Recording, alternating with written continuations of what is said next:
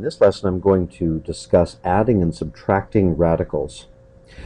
In order to add or subtract radicals, we need the radicand, the value inside of the radical, and the index to be the same. An example is down below here.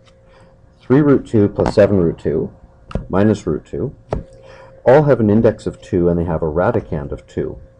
So I can combine them by saying it's equivalent to 3 plus 7 minus 1 root 2's, or 9 root 2's. It's quite like working with algebra and unknowns like x, 3x, 7x minus x making 9x. Same idea.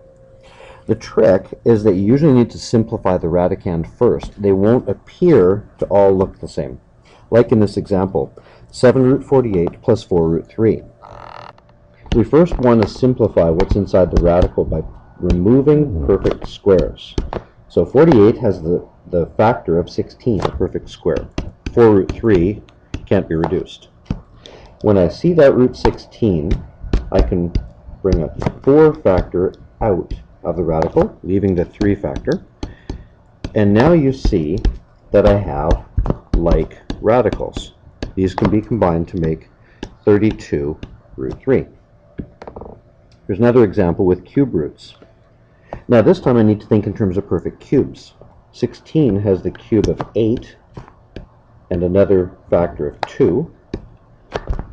Root 3, the cube root 3, that can't be reduced, so I'm just going to rewrite that. But notice that I have multiplication. So I have 3 actually times 18, or 54. Now, 54 is 27 times 2. Let me just write that over at the side here. 3 times 18 is 54, which factors into 27 and 2. So 27 being a perfect cube.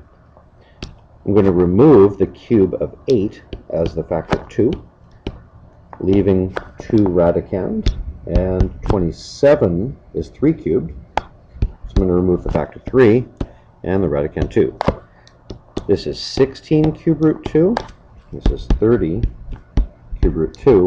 And now the radicand and index are the same. I can combine them to make 14 cube root 2.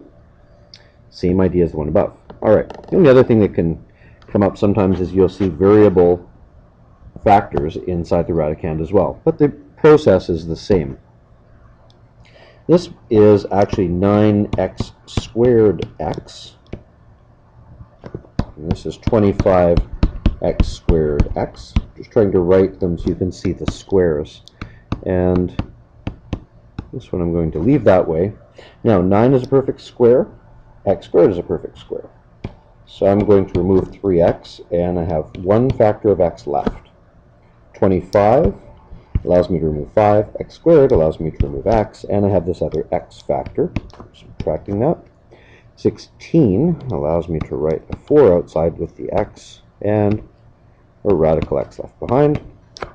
And I should note, actually I've just finished this up here. I have 3 x root x, 5 x root x, 4 x root x. I'm subtracting and adding. So 3 minus 5, negative 2, add 4, makes 2 x root x.